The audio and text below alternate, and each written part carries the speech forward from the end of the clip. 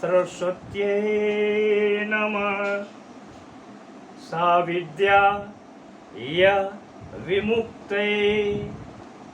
महाराज Lakshmeshwar Singh memorial महाविद्यालय दरभंगा का हिंदी विभाग उपस्थित है आज की वर्ग तालिका के साथ। आज हम उपस्थित हैं 12वीं कक्षा के उन विद्यार्थियों के बीच जो भाषा और साहित्य के अंतर्गत दिगंत भाग 2 का अध्ययन करते हैं। दिगंत भाग 2 से हम लोग चल रहे थे जयप्रकाश नारायण जी के साथ। पिछले वर्ग में मैंने आपको जयप्रकाश नारायण जी के व्यक्तित्व के संदर्भ में कुछ बातों को रेखांकित करवाया था। आज हम कुछ आगे बढ़ेंगे और संपूर्ण क्रांति जो यह उनके भाषण का जो निबंध बना हुआ है उसमें उतरेंगे, यानी संपूर्ण क्रांति निबंध का पाठ आज प्रारंभ होने वाला है। इस पाठ के पूर्व इतनी बात की जानकारी अवश्य ले लें कि जयप्रकाश नारायण जी साहित्यकार नहीं थे, लेकिन साहित्य प्रेमी तो बहुत भारी थे। कुछ कविताएं लिखी, लेकिन जो साहित्यकार का होना चाहिए वैसा उनमें कुछ भी नहीं पाया जाता है। लेकिन क्रांतिकारी तो रहे।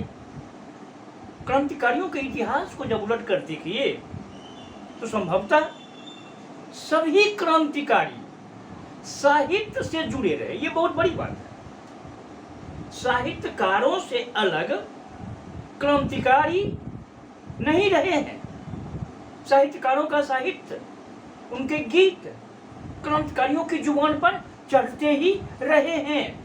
और हम कह सकते हैं कि क्रांतिकारी कविताओं और गीतों से ही क्रांतिकारियों को संबल मिलता रहा। निस्संदेह जयप्रकाश नारायण जी भी इसी में शामिल रहे। वे हमेशा घिरे रहते थे साहित्यकारों से, जिसका परिचय आपको इस निबंध में भी मिलेगा। निबंध का प्रारंभिक अंश ही इस तथ्य की पुष्टि करता है कि वह साहित्यकारों से हृदय के स्तर तक जुड़े हुए रहते थे। हम जानते हैं कि कई तारीखें ऐसी होती हैं जो इतिहास बन जाती है। ऐसी ही एक तारीख है 5 जून 1974। 5 जून 1974। यह तिथि महत्वपूर्ण है, मात्र बिहार के लिए नहीं, संपूर्ण भारतवर्ष के लिए महत्वपूर्ण तिथि है। क्योंकि गुजरात से चला छात्र आंदोलन अगर विशाल कहीं हुआ तो इसी तिथि में, इसी तिथि को उसे ऐसी आत्मिक प्रेरणा मिली जयप्रकाश नारायण जी के भाषण से कि क्रांति सफलता के पथ पर दौड़ने लगी। इस 5 जून के मंच पर जयप्रकाश नारायण जी का स्वागत रेणु ने किया था। फणीश्वरनाथ रेणु जी ने उनका स्वागत किया था। फणीश्वरनाथ रेणु जी के विषय में इतना ही हम कह सकते हैं कि वे हृदय से क्रांतिकारी थे। दिनकर हृदय से क्रांतिकारी थे। वह भी जयप्रकाश नारायण जी के साथ लगे रहना चाहते थे। यह जयप्रकाश नारायण जी के व्यक्तित्व का कमाल है, सारस्वत व्यक्तित्व का कमाल है। साहित्यिक रुझान ने उन्हें साहित्य का दिनमान बना दिया। हम आगे जब बढ़ते हैं तो देखते हैं कि रेणु जी पटना में ही रहते थे। अपनी दूसरी पत्नी के साथ। पहली पत्नी गांव में रहती थी। जयप्रकाश नारायण जी के काफी करीबी हो चुके थे। यही कारण था कि उस भाषण के मंच पर पहला स्वागत भाषण इन्हीं का हुआ, जिसकी चर्चा स्वयं जयप्रकाश नारायण जी ने भाषण के प्रारंभ में की। तो मैं अभी प्रथम अंश का पाठ कर रहा हूं। अगर आपके पास पुस्तक होगी तो आप निकाल लेंगे,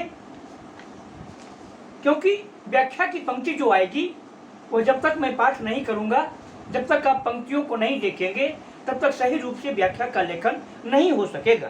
संपूर्ण क्रांति निबंध का प्रारंभ होता है बिहार प्रदेश छात्र संघर्ष समिति के मेरे युवक साथियों।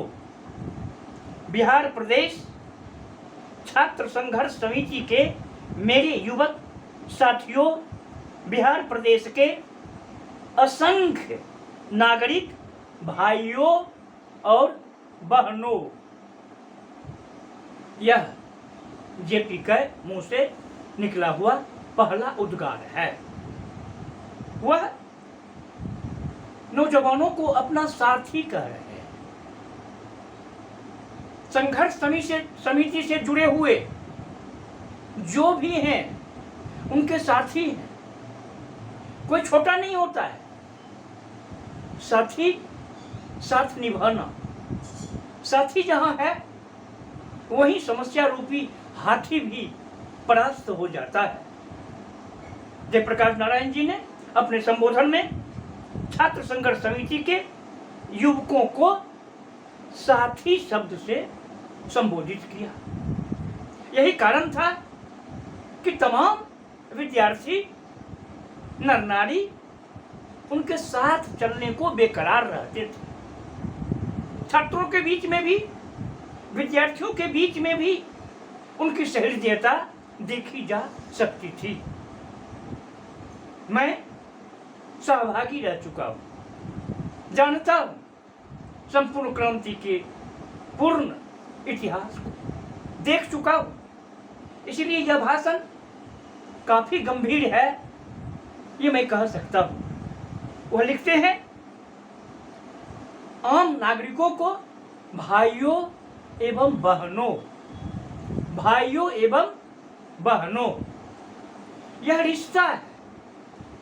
रिश्ता प्रेम के मूल पर ही होता है।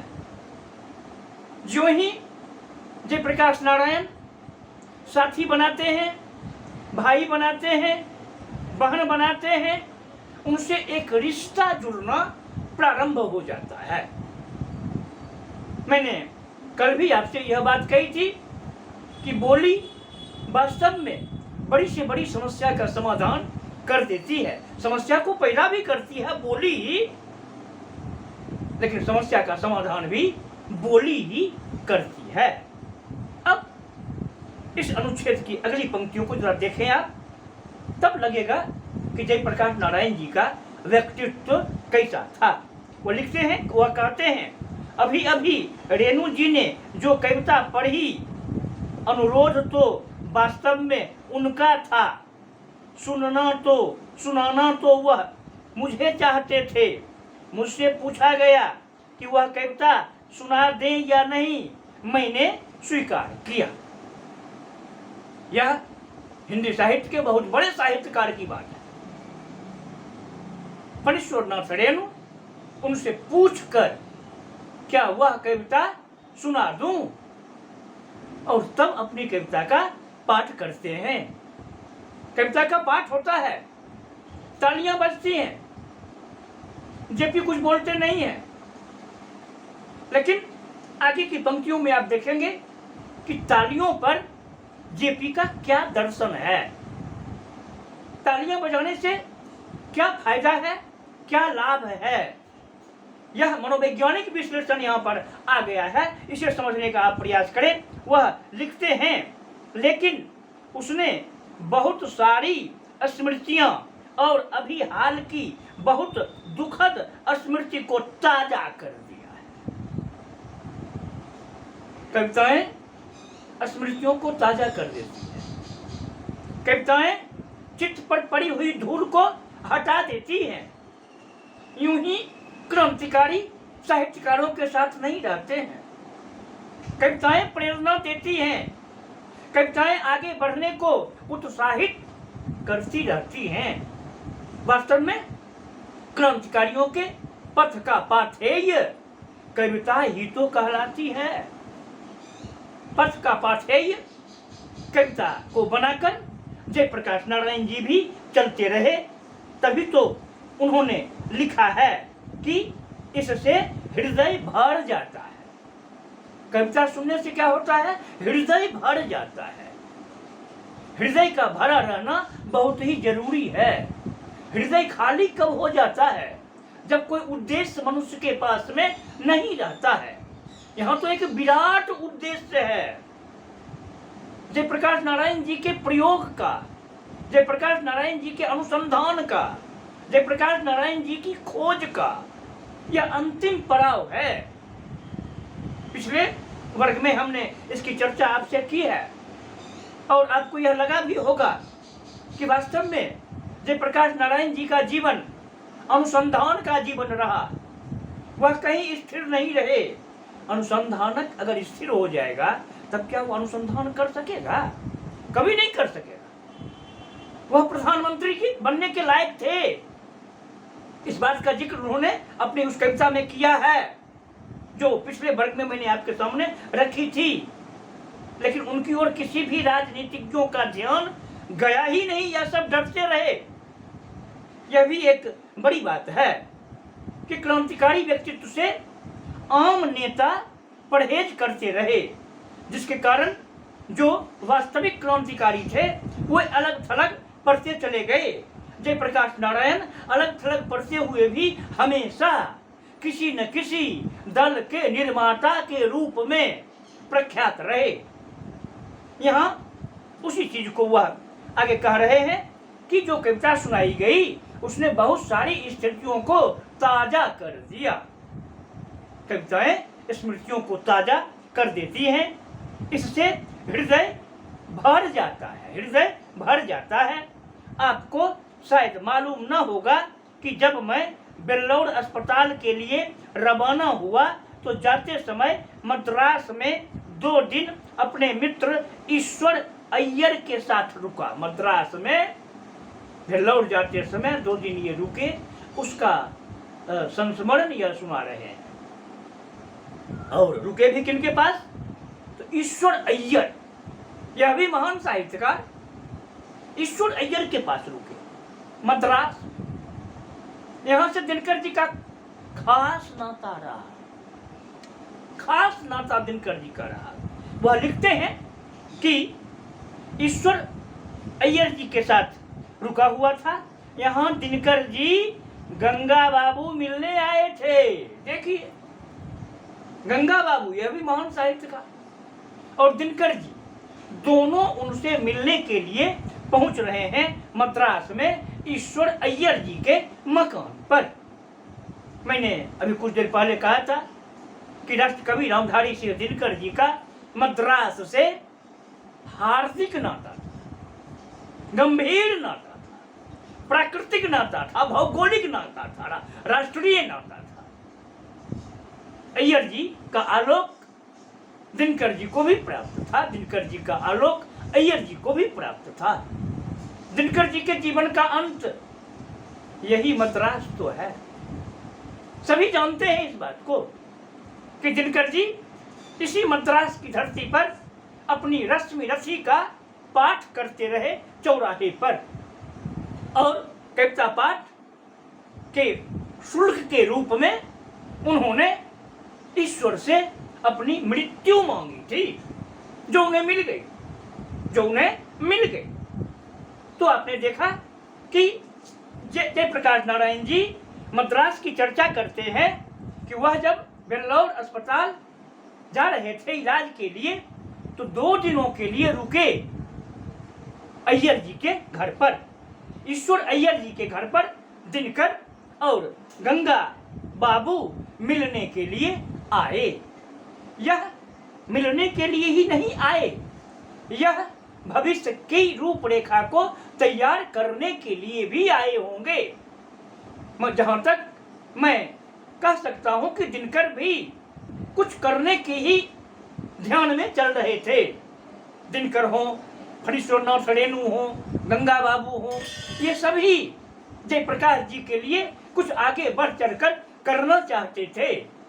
और दिनकर जी के साथ जितने भी बिहार के कवि महाकवि सब थे, ये सभी जयप्रकाश नारायण जी के साथ थे। यही कारण है कि 5 जून 1974 को जो यह भाषण ऐतिहासिक गांधी मैदान में हुआ, उसमें एक नहीं अनेक चोटी के साहित्यकार मौजूद थे। अब आगे का पाठ अगले वर्ग में। ओम शांति, ओम शांति।